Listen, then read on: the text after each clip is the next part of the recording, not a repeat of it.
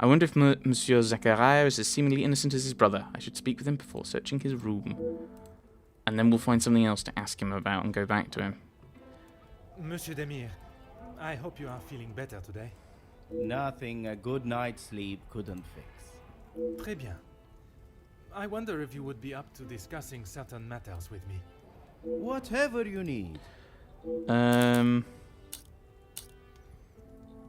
So I'm sorry if dealing with the mage's body brought up any familiar emotions. I lost my taste for death a long time ago, but it had to be done. I'm certainly in no rush to be carrying a dead body again, though. Most understandable. I shall extend the same gratitude to you as I did to your brother. You've spoken to him already. How is he? Perhaps that should be a question you ask him yourself. Yeah, maybe. Oh dear. I spoke with your brother about your past. I bet he had a lot to say. He always did have an opinion on the war. When I say your past, I refer to your past as... Yeah, no one knows what war you're talking about. Oh. Okay, well, what did he say? It seems you both had the same sentiment for this party. Perhaps the bridges that you thought were once burnt are in fact primed to be reconstructed. We'll see how probable that reconstruction is going to be. Until he sees my point of view, I don't know how we can move forward. What is there for him to understand before the bond can be repaired? He lost his friends in the war, the same as everyone. But somehow he has forgiven. I'm sorry, Detective, I can't. And Gideon just doesn't understand that. After speaking with Monsieur Gédéon about his brother's state of mind, I think the best thing for them both would be in reconciliation. There's something about Monsieur Zachariah's story that he's leaving out, though. The deaths of his friends and comrades weighs heavily on him. Your brother was talking with the Comtesse while in the salon. I was not aware they were close. Those two, close. They must share something in common to be able to hold a conversation for the time they did. If there is one thing I know about my brother, it's that he will not. No. He cannot be rude. He just doesn't have it in him. Was it not your brother that punched Monsieur Hagen? Ah, that's different. He was asking for it. If you put my brother in a room with 5 socialites like her, he would work his way around every single one of them, offering his full attention and finest manners. Merci for your assistance, monsieur. Alright. So we'll have a look around the room. Oh, that's the plant, not the clothing. No, that's not helpful. Various cheeses. Flan. Ooh, a dagger. An ornamental dagger from Zachariah's time in the war. Cigarette butts, but not cigars. The room is littered with mess, cigarette butts discarded right next to the ashtray. Okay, can't talk about the fact that the globe is open. Always got time for my favorite detective. There's a particular item I found. The dagger. I wondered how long it would take for that to become an issue. I shall give you the opportunity to explain the reason for it being here before I jump to any conclusions. I thought we'd already said that it was his own, the Major's own weapon that killed him. It was going to be a wedding gift for Gideon. I've maybe not been the best brother in recent years. I thought this could make up for some of it. After what happened to the Major, I thought it was a bit tasteless. You did not see it fitting to tell me you were harboring a rather sizable knife in your room? I wouldn't say harboring. And I wasn't expecting to be a suspect in a murder. I mean, it's also like, yeah, with some police, if you say, yeah, I had a knife, suddenly that makes you a suspect. Monsieur. So, to the next room.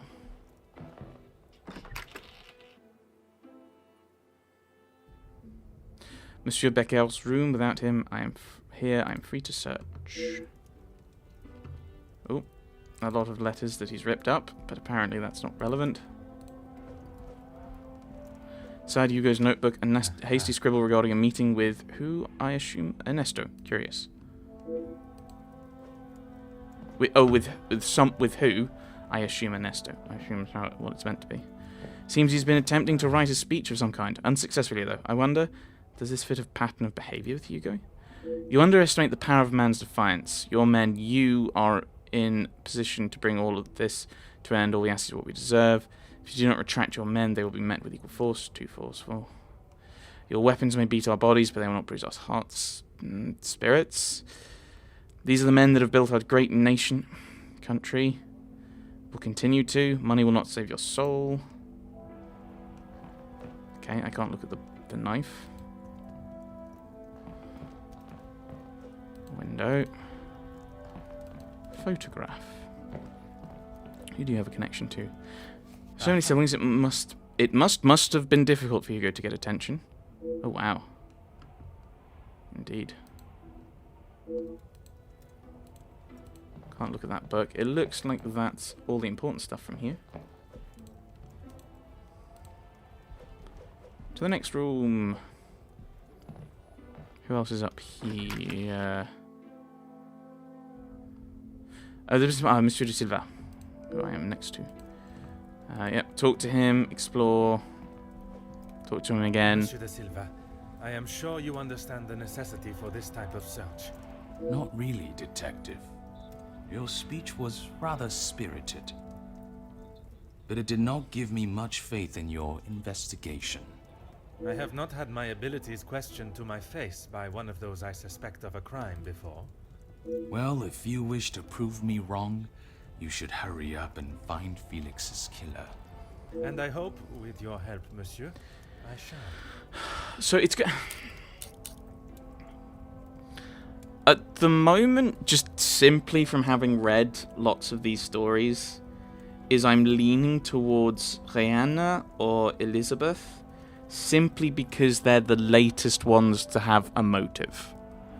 Like, it's only at this point that we're finding out about their motive. So, normally what happens with, well, I think not even just the book, sometimes also TV shows, they introduce something like that late on. Sometimes it is a red herring, admittedly. Sometimes it's the, oh, look, we're finally introducing the reason for the murder. So, yeah. Right. These questions. Spoke of your Madame van den Bosch spoke of your work with her late husband. Yes, I helped him invest some money. Unfortunately, he was not the businessman he thought he was. Madame van den Bosch had a very similar view. At least he could have taken solace that you were both in the same position. I think you're confused, Detective. It was Edwin that lost his fortune, not I. Forgive my naivete. If you were helping him make viable investments, would you not have seen the same opportunity? I told him about the opportunities. I did not tell him to put his whole family's wealth into it. The prospect of doing good meant more to him than his profit margins. He was bound to... So you deliberately told him about opportunities you didn't think were good? The business declared bankruptcy. It did, until it was purchased for a fraction of its worth and made the new owner a small... And I assume you are the new owner. Beginning to see Monsieur de Silva's more ruthless side. It sounds as though the Viscount was trying to at least make a positive change. Perhaps he was missing Monsieur de Silva's cutthroat edge.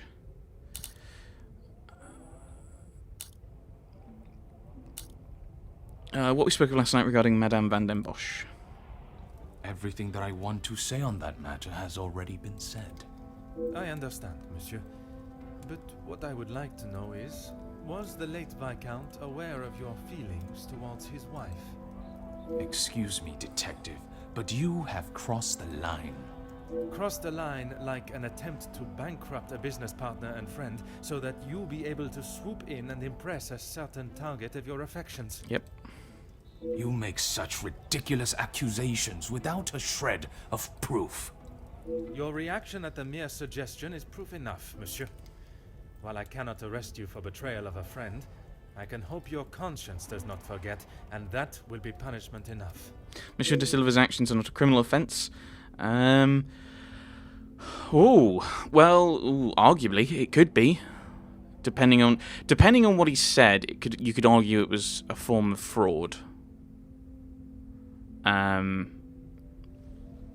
which, considering it was against a nobleman, even in this kind of late time that this is set, could really affect him, his business. If he has gone to such lengths before, what would stop him from committing a similar act again, this time to the Major? I was more thinking that if that's released to the public, who's going to want to work with him? I know you've worked with the Major. What do you know of his finances? He didn't have much to speak of. I was always surprised at the life he lived. Surprised in what way? Well, considering it wasn't that long ago he came to me asking about work, I didn't think he was in such good financial shape. You offered him a position. Nothing that he was willing to lower himself to. That's when he began talking about what else he could do for me. He works security for your factories. If you can call what him and his team did security. For the money I paid, I did not expect them to be so reckless.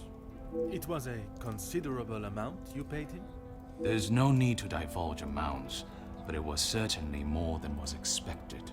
One would expect a business of Monsieur de Silva's caliber to have agreed a price for the services. Why would he allow the Major to barter more? Tell me about the team. He said they were all professionals, but I saw nothing of the sort. He said he had worked with them all in the army as their superior officer. They were men that could be trusted. But that was not the case? I had not even met them before they arrived on site. They brought their own equipment. They looked like they knew what they were doing. And this equipment, it included the weapons that injured and killed the workers? It was not much of a choice, Detective.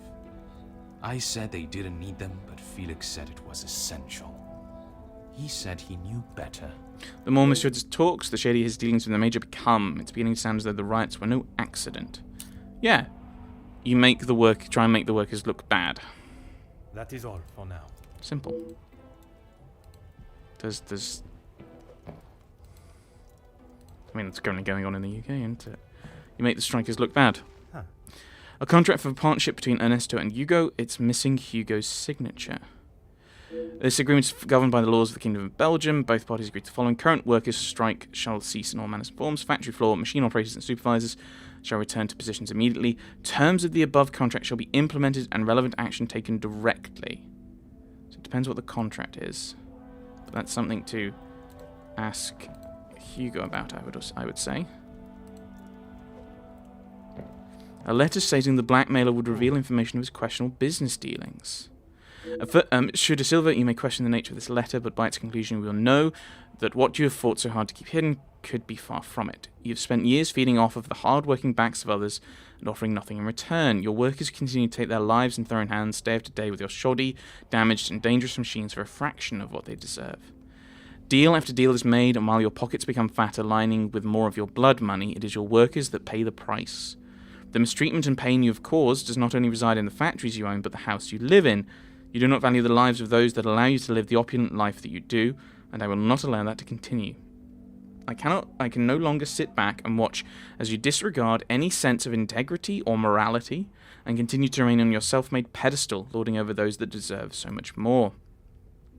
It is time you paid the price for your crimes, and the cost is 5,000 francs, same price as the other blackmail. Small price to pay for my silence, for if I do not receive it before Friday, it will not be cash you are paying, but rather years behind bars. Bring the money in a small brown paper parcel addressed to Monsieur Cordier, to the post office on the Rue des Entrepôts. Give it to the cashier and leave. If you do as requested, you will not hear from me again, and you may continue your life of luxury. It's obvious you do not value others' lives, but I urge you to consider what yours is worth. So that's something. Slightly different name, different place, but I think that kind of probably makes sense. But why? But the other ones for the Major and for Mademoiselle Angeline, those two are the same. With the same address, same place, same name. So why is this one different? Alright, Monsieur Demier invited Monsieur Beckers so that you two might sit down and find some common ground. Yes, and no one asked him to. But surely it is beneficial to both parties. Your profits must have been affected. There are barely any profits to speak of. Why have those talks not taken place and a deal arranged? Monsieur Beckers has made no attempt to speak with me and offered no counter-offer. The ball is in his court, detective. Although it is Monsieur de Silva's wages and treatments of his staff that is in question, it sounds as though he's at least trying to resolve the issue. Surprisingly, unlike Monsieur Beckers. Why did you hide the letter? I have spoken of a potential blackmail ring, and yet you still kept your letter to yourself. It is none of your business. And it is nothing more than a cheap trick to have me admit something that is not true. If that were the case, it would be strange for you to have kept the letter and brought it with you, would it not? Your persistence is a trait I do not enjoy. Monsieur de Silva has remained blunt, if not curt, with his responses to my questions. Perhaps it would be best to act in a courteous and empathetic manner so that he may be more forthcoming with the truth of his blackmail letter and its contents. There must be a reason you thought you felt justified hiding it. No reason, detective. Merely saving you from wasting your time. I will be the judge of that. I would like to know about any and all evidence that may help my investigation. I trust there is nothing else you deem a waste of my time. Of course not, officer.